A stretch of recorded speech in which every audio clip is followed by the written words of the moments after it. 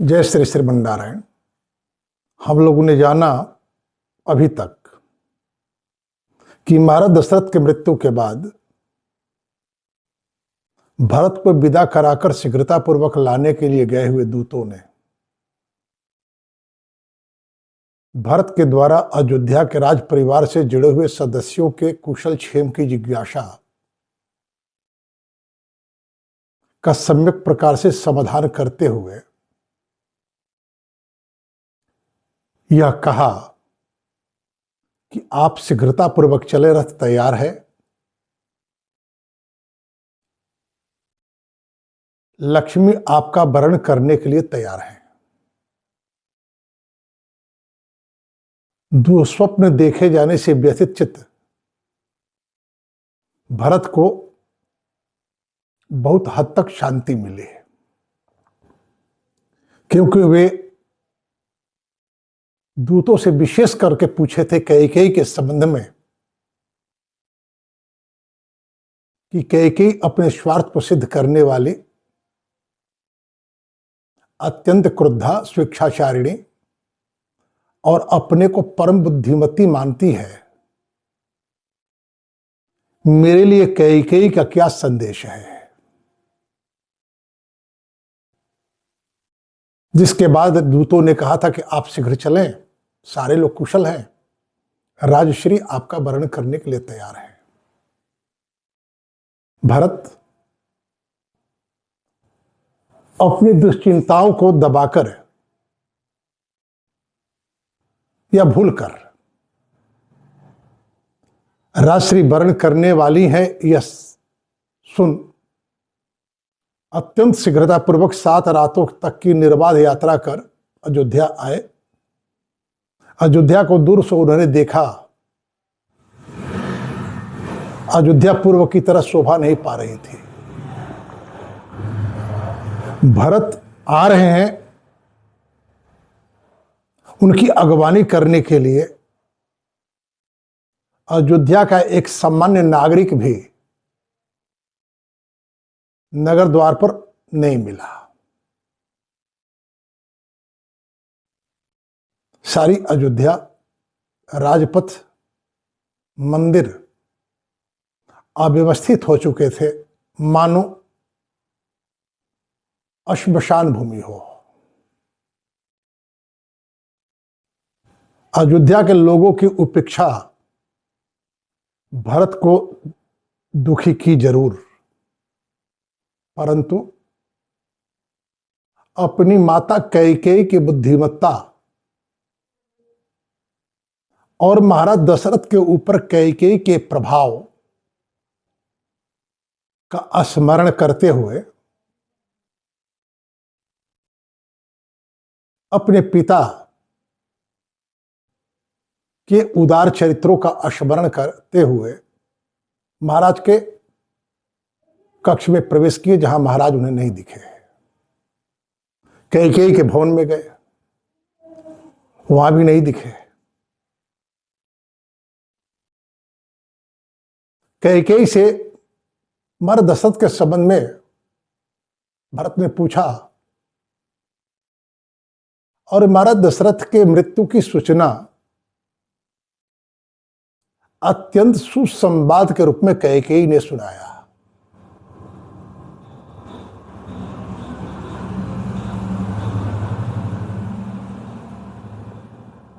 यह सुसंवाद कैसे हो गया कैकेयी की दृष्टि में? इसलिए कि महाराज दशरथ ने जो भरत के राज्याभिषेक की बात बाध्यता पूर्वक स्वीकार की है, यदि वे जीवित रहे तो हो सकता है अयोध्या का आमात्य वर्ग उन्हें एक बार पुनर्विचार के लिए बाध्य करे। जैसा कि राम को वन छोड़कर लौटे सुमंत्र जी से स्वयं महाराज दशरथ ने कहा था कि हमसे बहुत भारी भूल हो गई, कैकेयी के आग्रह का प्रतिकार हमने नहीं किया और ना ही नीति और मंत्रणा समर्थ आमत्यों से कैकेयी के इस प्रस्ताव पर विमर्श किया। संभव था महाराज जीवित रहते तो भरत के आने पर पुनः एक बार मंत्री परिषद की बैठक होती, और यदि मंत्री परिषद कहता कि महाराज विषम परिस्थितियों में आपने कैकेयी की बात मानी है, यह नीति सम्मत नहीं है, किसी के भावनाओं के कारण संबंधों को आधार बनाकर बाध्य करा, राष्ट्र विरोधी, नीति विरुद्ध, धर्म विरुद्ध उससे निर्णय लिवा लिया जाए, तो उस निर्णय को तोड़ना कहीं से भी अधर्म सम्मत नहीं होता। इसलिए कैकेयी महाराज दशरथ के मृत्यु को सुसंवाद के रूप में प्रस्तुत करती हुई भरत से कहती कि बेटा, मरना तो सबको है, महाराज भी मृत्यु को प्राप्त हो गए। महाराज दशरथ के मृत्यु की सूचना पाने के बाद भरत अत्यंत व्यथित होते हैं और कहते हैं कि धर्मविद धर्मशीलश्च महाभागो दृढ़व्रतः आर्ये किमब्रवीद राजा पिता में सत्य विक्रम। अच्छा, एक बात बतलाओ, जो धर्मानुसार आचरण करने वाले धर्म के ज्ञाता हमारे पिताश्री महाराज दशरथ हैं, उन्होंने मेरे लिए अंतिम संदेश क्या कहा? कैकेयी कहती कि रामेति राजा बिलपन हा सीते लक्ष्मणेति च स महात्मा परम लोके गतो मति मतांबरः। भरत ने पूछा कि आर्य किम अब्रवीद राजा पिता में सत्य विक्रम। हमारे लिए सत्यनिष्ठ, धर्मनिष्ठ, धर्माचरण पर चलने वाले धर्म तत्व के ज्ञाता पिता महाराज दशरथ ने क्या कहा? भरत ने पूछा कि मेरे लिए उनका आदेश क्या है, संदेश क्या है? कैकेयी वह नहीं बतलाती, बल्कि कहती है रामेति राजा बिलपन हा सीते लक्ष्मणेति च स महात्मा परम लोके गतो मति मतांबरः। बुद्धिमानों में श्रेष्ठ महात्मा तुम्हारे पिता ने जीवन के अंतिम क्षण में राम, लक्ष्मण और सीता का स्मरण करते हुए, उन्हें पुकारते हुए इस धराधाम को छोड़ दिए। जब भरत ने जाना कि राम, सीता और लक्ष्मण को पुकार रहे थे, कुछ क्षण पहले भरत ने कहा था कि ठीक है, मेरे आने की सूचना मेरे भैया राम को दे दिया जाए, वही मेरे बंधु हैं, मेरे पिता हैं।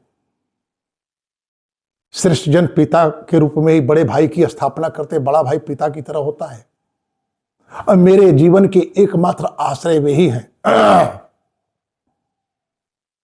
राम यहां नहीं है। इस संदेश को बड़ी ही नाटकीय ढंग से कैकेयी कहती है कि राम, लक्ष्मण और सीता का स्मरण करते हुए, पुकारते हुए महाराज धराधाम को छोड़ दिए। भरत ने पूछा, क्वचेदानीम सधर्मात्मा कौशल्यानंद वर्धन लक्ष्मणेन सह भ्रातृ सीतया च समागतः। यदि पिताश्री ने अपने जीवन के अंतिम क्षण में, मृत्यु के समय राम, लक्ष्मण और सीता को पुकारे थे, वे कहां हैं? क्या वहां नहीं थे? कैकेयी ने कहा, सही राजसुता पुत्र चीरवासा महावन। बलकल धारण कर करके राजसुत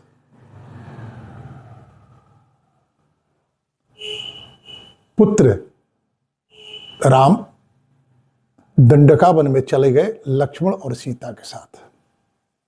यहां महर्षि वाल्मीकि राजसुत और पुत्र दोनों का प्रयोग करते हैं।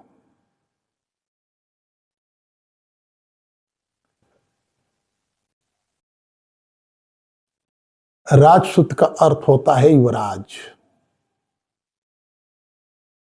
और पुत्र का अर्थ होता है जो अपने पिता के धर्म की रक्षा के लिए समर्पित हो। कैकेयी यह कहना चाहती है कि वह राज्य के स्वाभाविक अधिकारी होकर के भी अपने पिता की भक्ति सिद्ध करने के लिए दंडकारण्य चले गए, बलकल्पास्त्र धारण करके। जब राम के सीता और लक्ष्मण के साथ दंडकारण्य में जाने की सूचना कैकेयी के द्वारा भरत को प्राप्त हुई, उन्हें आश्चर्य हुआ और पूछा कि क्यों गए? क्या इक्ष्वाकु वंश की मर्यादा का अतिक्रमण उन्होंने किया? किसी निरपराध को प्राणदंड दे दिया? किसी का धन छीन लिया? क्या किसी स्त्री के प्रति उन्होंने कुदृष्टि डाल दी? कैकेयी ने कहा कि नहीं नहीं, ये सारी बातें नहीं है, और सारी बातें कह सुनाई कि किस प्रकार राम राज्याभिषेक की तैयारी हो रही थी, और मैंने पूर्व के वरदान का आधार बनाकर राम के लिए 14 वर्षों का वनवास और तुम्हारे लिए राज्य मांग ली। त्वया त्विदयानिम धर्मज्ञ राजस्त्वम अवलंब्यताम त्वत्कृते ही मया सर्वम इदम एवं विधम कृतम। ये सारी बातें कहकर कर कही कि बेटा, ये सब कुछ भी हमने जो कुछ भी किया केवल तुम्हारे लिए है, क्योंकि यदि मैं यह सब नहीं करती तो अयोध्या के राज सिंहासन तक तुम नहीं पहुंच पाते, जिसके लिए मैंने आरंभ से ही तुझे तैयार किया है। तुम्हारे भीतर हमने जिस महत्वाकांक्षा को आरोपित किया है, बस उस महत्वाकांक्षा का क्या होता? तुम्हारे भीतर जो हमने स्वप्न डाले थे राजा बनने के, उस स्वप्न का क्या होता? मैं तुम्हारी मां हूं, इस दृष्टि से मेरा कर्तव्य है कि हम अपने पुत्र में जिन संभावनाओं को हमने ढाला है, उसे संभव करने के लिए मुझे जो कुछ भी करना पड़े मैं करूंगी। और की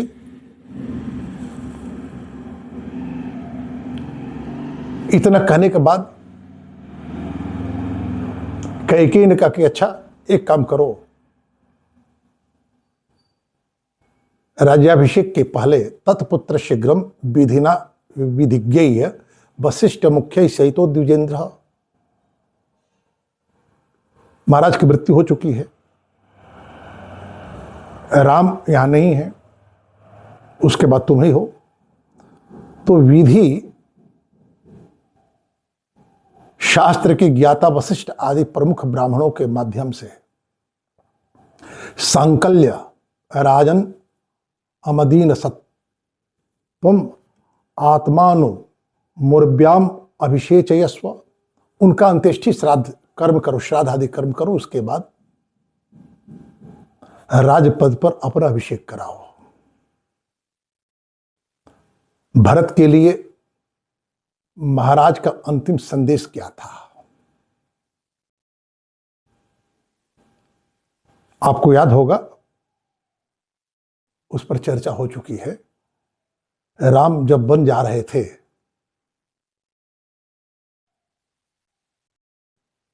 राम के पीछे अयोध्या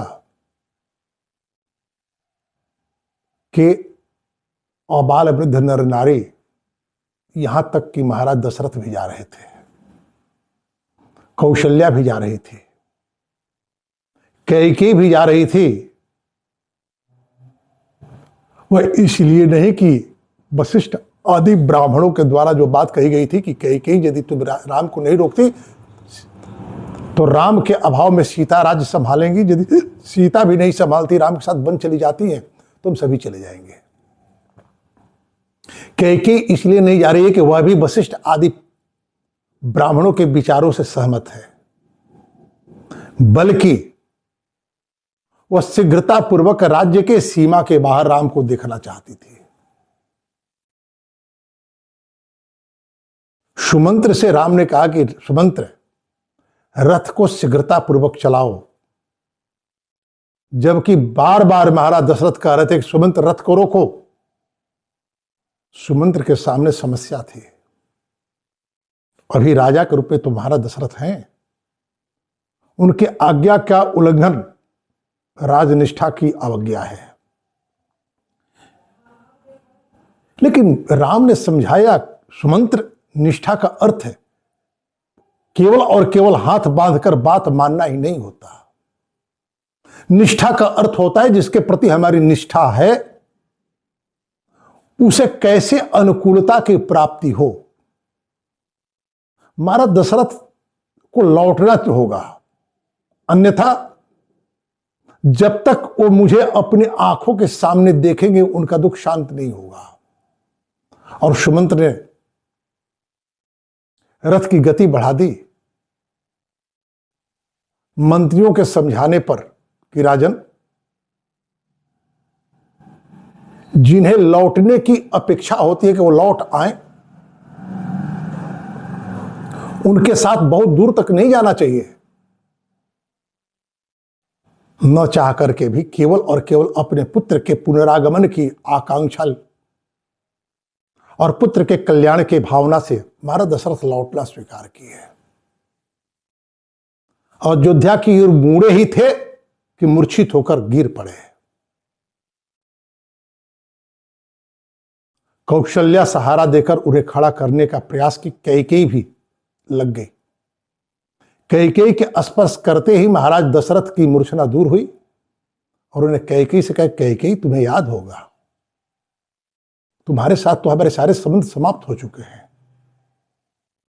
और तुम्हारे साथ ही नहीं, जो तुम्हारे आश्रय को स्वीकार कर अपने जीवन को बचाने का प्रयास करेगा उसके साथ भी हमारे किसी प्रकार के संबंध नहीं रहेंगे। इतना ही नहीं, उन्होंने कहा, भरतश्चेत परतीतः स्यात् राज्यम प्रप्यय तदव्ययम। यदि भरत तुम्हारी योजना के अनुरूप राज्य को स्वीकार करते हैं, जन्मे स दद्यात् पितृर्थम माम तद्दत्तम आगमत्। तो वे यदि पितरों के लिए पिंड देंगे, वह पिंड मुझे प्राप्त नहीं होगा। भारत के लिए महाराज दशरथ का यह अंतिम संदेश है, जिसे कैकेयी नहीं कहती, बल्कि कहती यह है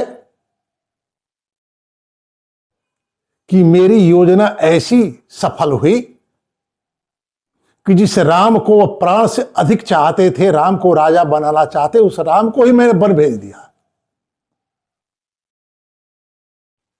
और राम को रोक नहीं सके। राम से प्रेम करने का परिणाम उन्हें प्राप्त हुआ कि राम को अंतिम क्षण में देखने की इच्छा रखने के बाद भी वे नहीं देख सके और केवल राम, लक्ष्मण और सीता के नाम को पुकारते रहे। जब महाराज दशरथ राम के बन जाते समय बीच रास्ते से लौटे और कैकेयी से जब उन्होंने यह बात कही, भरतश्चेत प्रतीतः स्याद् राज्यम प्राप्यय तदमव्ययम जन्मे स दद्यात् पितृर्थम माम तद्दत्तमागमत्। यदि भारत सहर्ष राज्य को प्राप्त करने की इच्छा रखे करें तो उनके द्वारा दिए गए पितरों को दिए गए पिंड मुझे प्राप्त न हो। जब यह महाराज दशरथ ने कहा था कैकेयी से, तो वहां कैकेयी और कौशल्या ही केवल नहीं थी, वह आमत्य वर्ग भी था जिन्होंने महाराज दशरथ को यह कहा, लौटने को प्रेरित किया कि महाराज जिसके पुनर्वापसी की कामना होती है उसके साथ बहुत दूर तक नहीं जाना चाहिए। तो क्या भरत के कानों तक यह बात नहीं गई होगी या नहीं जाएगी? भला भरत राज्य कैसे स्वीकार करे? लोक उपेक्षा, पिता के अंतिम संदेश